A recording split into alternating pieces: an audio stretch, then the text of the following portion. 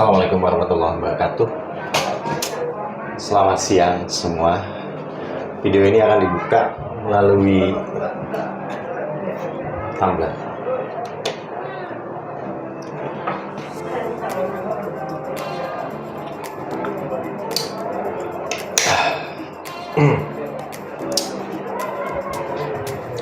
Di sekolah kami, dalam mengurangi sampah plastik, jadi kita ada program untuk membawa tumbler dan wadah makan setiap hari.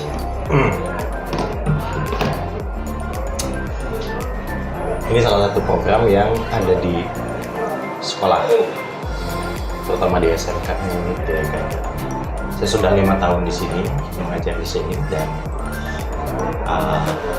sudah banyak program-program dari mulai sekolah ini mulai pindah ke bangunan yang baru ini. Hanya yang saya rasakan waktu itu programnya muncul dari inisiasi guru, termasuk saya sendiri. Karena tuh pada waktu itu kita melihat apa yang menurut kita tidak sesuai, baik dari segi kedisiplinan, dari perilaku siswa yang tidak sesuai dengan norma dan aturan, dari hal-hal yang menurut kita penting untuk ditumbuhkan, pembiasaan-pembiasaan yang mengarah pada nilai-nilai penguatan karakter. Karena memang ya masalahnya ada di karakter itu sendiri. Hari ini saya berinisiatif untuk menguatkan, memang akan kembali kepada kolaborasi akhirnya. Dan kemarin tuh seakan-akan programnya bukan menjadi milik semua pihak gitu. Dan kita belum pernah tahu kenapa mereka melakukan itu. Mungkin ada yang karena sadar, pasti ada. Mungkin karena takut juga ada kayaknya. Atau mungkin karena terpaksa juga ada. Atau karena memang senang juga ada gitu. Apa yang tadi ingin saya lakukan, saya coba kuatkan itu di program kurikuler, di mana ada muatan-muatan yang menjadi fokus peningkatan karakter itu di pembiasaan-pembiasaan. Hari ini concern saya kenapa ke penguatan, karena setelah kurang lebih 1 tahun mengamati, memang secara kasat mata itu ada beberapa hal yang kayaknya ini perlu diberikan treatment lebih deh gitu. Kayaknya ini kita harus ada sesuatu deh untuk merubah aktivitas sehingga aktivitas itu benar-benar murid lakukan berdasarkan apa yang dia yakini, kemudian dia juga menyukai aktivitas tersebut, dia nyaman, kemudian setelah itu dia akan merasa memiliki seluruh program yang sedang berjalan. Nah, yang menjadi unik adalah sampai saat ini saya pribadi itu masih fokus pada kerangka umum program. Bagaimana program ini berjalan sesuai dengan apa yang kita pikirkan, dan kadang-kadang yang menjadi permasalahan adalah ketika program ini berjalan sebenarnya. Karena disitulah kita harus bisa menjaga konsistensi kita, membangun komitmen-komitmen kita agar program ini berdampak. Ya dari mulai hal kecil lah, dari mulai baris per baris, bagaimana mereka masuk ke kelas, bagaimana masuk ke lapang, bagaimana berbaris yang rapi. Itu tuh semua harusnya mereka secara sadar ya, tanpa harus teriak-teriak, tanpa harus diarahkan. Tapi ya memang di awal tuh kita emang harus ada pressure dulu ke anak tuh. Nah itu juga menjadi PR besar ya bagi terciptanya program. Kenapa menjadi PR besar? Karena waktu itu memang inisiasinya datang dari guru, dan yang menurut kami itu baik, tapi sebenarnya nggak jadi masalah juga sih kalau menurut saya, karena guru pasti mempertimbangkan mengadakan program tersebut juga berdasarkan apa yang dia lihat dan apa yang menurut dia anak butuhkan. Dan memang selama ini kelihatan dampaknya gitu, kelihatan.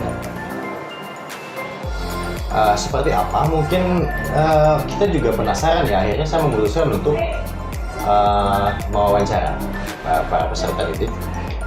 Selama mereka di sini, sebenarnya mereka suka nggak atau mereka punya kesadaran nggak dalam melaksanakan pembiasaan-pembiasaan tersebut? Nah, karena saya juga guru mata pelajaran Pancasila, jadi nanti akan saya coba sambungkan apa yang mereka lakukan dalam praktek pembiasaan.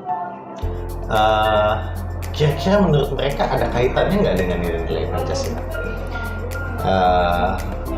Kita coba lihat ya.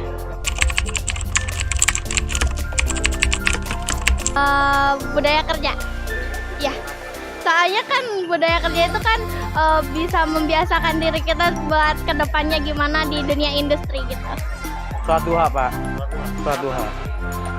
Supaya kita sholat duha kan hari Senin kan nggak ada sholat duha apa ya, cuma upacara doang. Nanti hari Selasa sampai hari Jumat doang ada sholat duhanya. Pembiasaan yang paling Adi suka itu adalah pembiasaan sholat duha, Pak. Karena bersama bareng-bareng sholatnya rame, lebih seru gitu. Kalau saya sih lebih suka senam. Ya ketika ada senam kayak senam ayo kita menari gitu, atau senam yang menyehatkan badan gitu. Saya lebih suka itu karena namanya juga olahraga kan, namanya juga sehat gitu. Sholat duha, ya. PDB,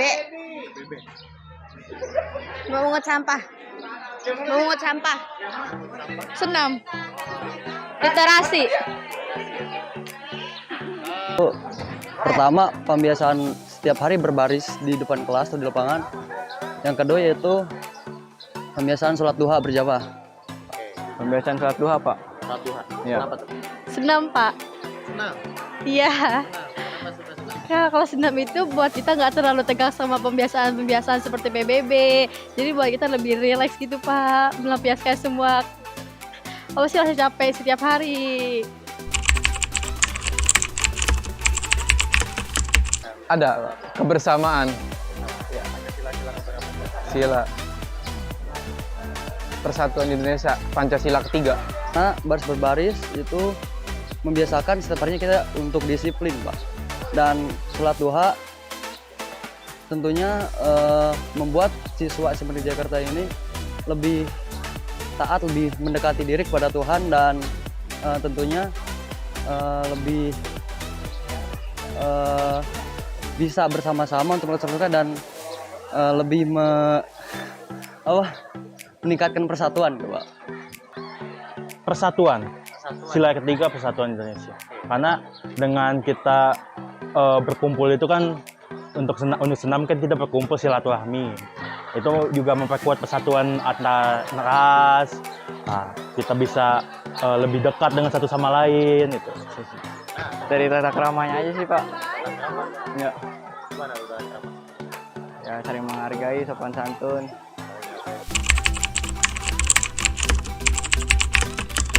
Edukasi tentang lingkungan, karena ya untuk kan generasi muda kan harus dididik dengan edukasi yang benar, edukasi tentang kebersihan, edukasi tentang lingkungan juga, karena di masa sekarang itu lingkungan menjadi masalah utama.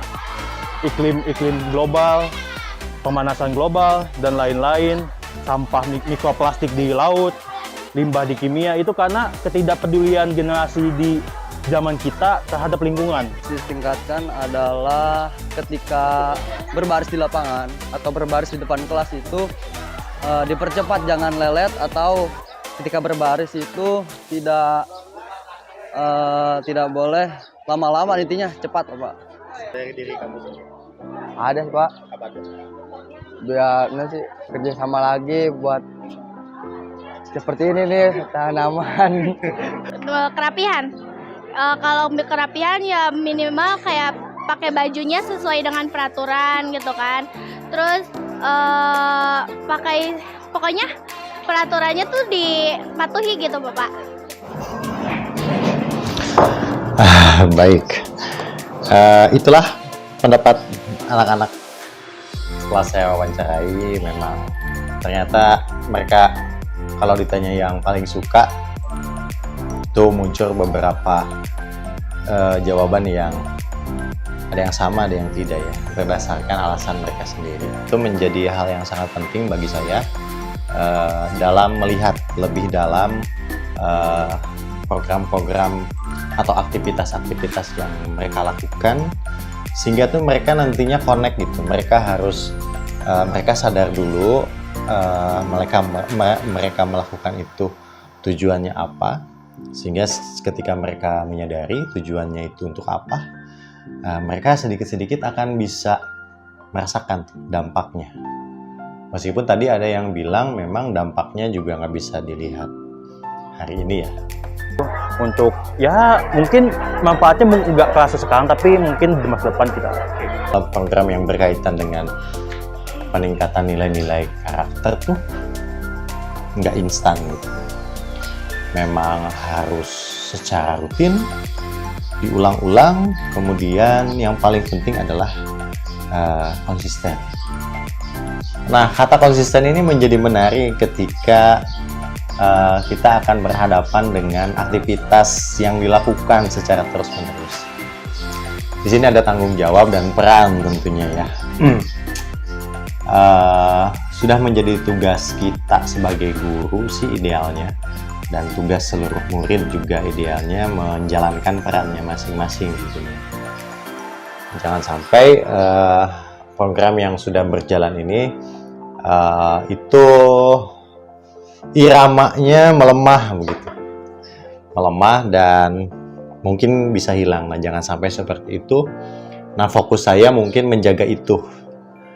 Nah, alhamdulillah hari ini saya dipertemukan akhirnya dengan salah satu program juga yang tumbuh dan diinisiasi oleh anak-anak relawan Bakti Masagi namanya. Oke, baik, kita sudah bersama dengan tim relawan Masagi. Silakan saya dulu. Jadi hari ini Jumat ya, tanggal 13 September kita ada pertemuan ya. Maksud kedatangan Bapak ke sini sengaja ingin berdiskusi dengan kalian ya. Ingin berdiskusi dengan kalian tim relawan Masagi ya. Yang pertama, Bapak akan bertanya beberapa hal kepada kalian ya. Apakah kalian sudah siap? Sudah ya? Baik, dasar relawan ini terbentuk didasari atas apa? Ada yang bisa menyampaikan pendapat? Bakti Masagi ini adalah merupakan bagian dari program Jabar Masagi Dinas Pendidikan Provinsi Jawa Barat, dan nama relawan Bakti Masagi sendiri itu diberikan kepada siswa-siswi untuk siswa-siswi yang telah mengikuti workshop, BIMTEK dan training yang diselenggarakan oleh tim Jabar Masagi. Dan Jabar Masagi ini dibuat untuk menjadi bagian yang sangat penting dalam mengimplementasikan nilai-nilai pendidikan karakter yang berbasis kearifan lokal. Oke. Nanti pelatihan kedisiplinan siswa itu akan diikuti oleh 3 orang per kelas, masing-masing 3 orang per kelas. Nah, dari hasil 3 orang per kelas tersebut yang telah mengikuti PKS itu akan menjadi tim BPK. Jadi singkat cerita, anak-anak itu mendapat pelatihan dari tim Jabar Masagi Provinsi Jawa Barat dari Dinas Pendidikan, di mana ini merupakan kurikulum yang diadopsikan, yang diinsersikan ya, muatan-muatan Jabar Masagi, nilai-nilai kearifan lokal di Provinsi Jawa Barat, sehingga menjadi nilai-nilai karakter yang harus dimiliki oleh seluruh siswa, khususnya yang ada di lingkungan Jawa Barat. Jadi mereka akhirnya menggagas sebuah program juga yang memiliki kesinambungan dengan program-program sekolah. Nah, ini pas banget ya. Alhamdulillah, jadi ini kesempatan bagi saya secara pribadi untuk bisa membuktikan dan untuk bisa melihat sejauh mana program ini dan penguatan yang akan saya bawa bisa berjalan optimal. Sebenarnya tuh konsepnya sederhana. Aktivitas yang dijalankan ketika nanti ditemukan ada kekurangan, bagaimana kita bisa mengatasi atau memperbaiki kekurangan itu. Dari mana kita tahu itu merupakan sesuatu yang kurang? Kemudian seperti apa nanti treatment yang dilakukan pada sesuatu yang perlu kita perbaiki itu. Nah, ini adalah bagian dari proses menuju konsistensi yang secara simultan itu harus dilakukan, baik oleh guru sebagai fasilitator, relawan Masagi tadi sebagai inisiator, dan juga koordinator nanti di lapangan, sehingga nanti perlahan mereka tuh betul-betul sadar gitu, dan mereka akan melakukan sesuatu tanpa harus diperintah, dan mereka akan melakukan hal tersebut atas dasar keyakinan yang mereka miliki. Nah, dari proses konsistensi ini tentu muncul kegiatan yang namanya monitoring. Monitoring ini yang perlu dikuatkan kalau menurut saya. Bagaimana monitoring ini akan diwujudkan? Tentu kita akan memberdayakan potensi dari para generasi relawan Bakti Masagi ini. Jadi mereka tuh ada program aktivasi namanya, sama program edukasi. Tadi juga sempat disinggung oleh Tegar ya, bahwa di sekolah ini kita butuh edukasi. Saya juga menyadari bahwa sebelum program ini, program apapun ya, bisa dilaksanakan, kita harus mengedukasi dulu nih siswa-siswi kita, murid-murid saya, terkait dengan seberapa penting program ini, dan bagaimana tanggapan mereka tentang program ini, kemudian apa saran mereka dalam program ini, sehingga tuh emang program ini sifatnya terbuka dan bisa dikembangkan sehingga menjadi program yang memiliki rasa kepemilikan bersama. Nah, balik lagi ke monitoring yang tadi, selain dari relawan Bakti Masagi, kita juga tahun ini menggagas sebuah sistem monitoring yang bersifat digital. Ini hadir dari salah satu aset sosial dari mitra di sekolah, yang kebetulan juga suaminya Bu Yelpi. Bu Yelpi itu Wakil Kepala Sekolah Bidang Kesiswaan. Sebagai komando utama di kesiswaan, dari sekian banyak aktivitas pembiasaan yang dilakukan, menurut Ibu nih, aktivitas mana yang perlu dikuatkan?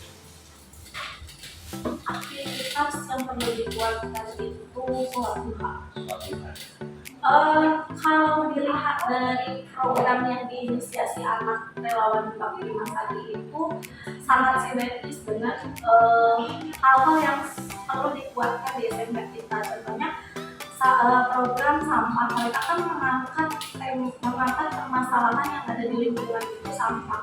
Nah kebetulan kita sudah mengalami peningkatan, tapi tetap harus dikuatkan dan diberikan kesadaran gitu. Jadi peningkatan ini bukan karena hukuman, tapi karena kesadaran sendiri, karena motivasi untuk mereka dan pemantauan oleh wali kelas itu sendiri. Ketika wali kelas minta laporan siapa yang tidak membawa wadah makanan itu, otomatis hal itu wali kelas tahu siapa yang tidak membawa wadah makanan itu, karena harus menginput ke aplikasi semacam itu.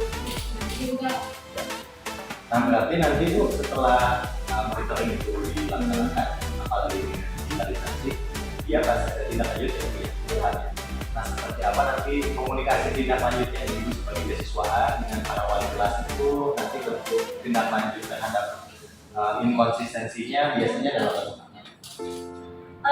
kan nanti setiap minggu itu kita ada rekapan dari monitoring yang sudah dilakukan oleh wali kelas. Nah nanti saya akan memantau dari kalau di menu admin sistem itu ada namanya grafik. Nanti terlihat di situ grafiknya kelas yang mengalami peningkatan maupun penurunan dari segi kedisiplinan membawa wadah makanan baru.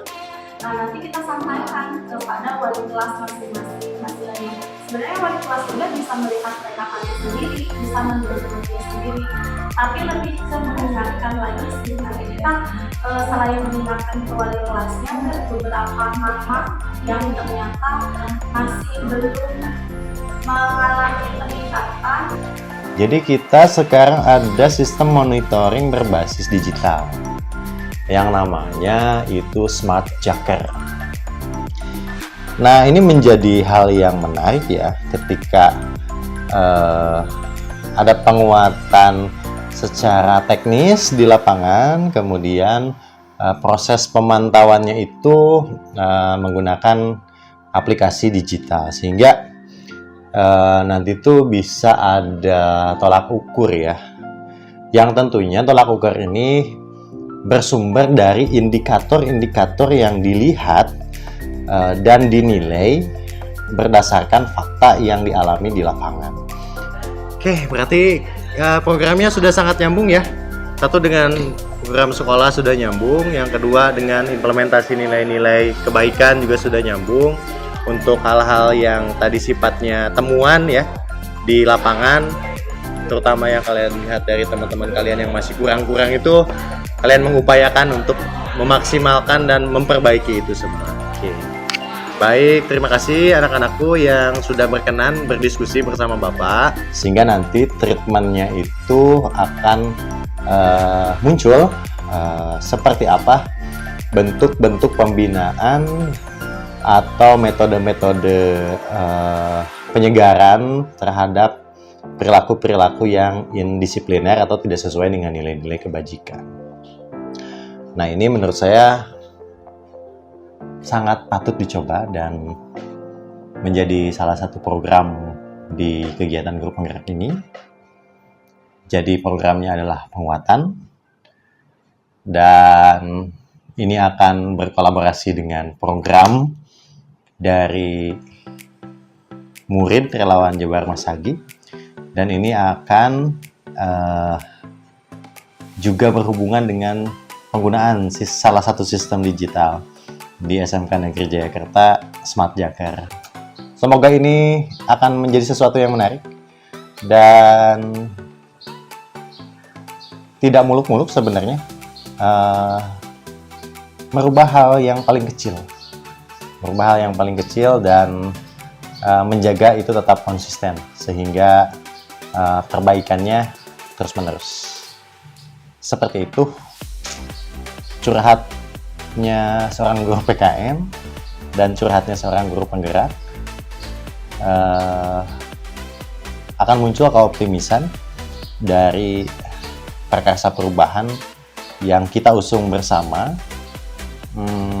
sehingga ini bukan hanya sebatas mengejar detail program yang tadi seperti yang saya sebutkan di awal, tapi esensi dari program ini bisa berdampak kepada murid-murid.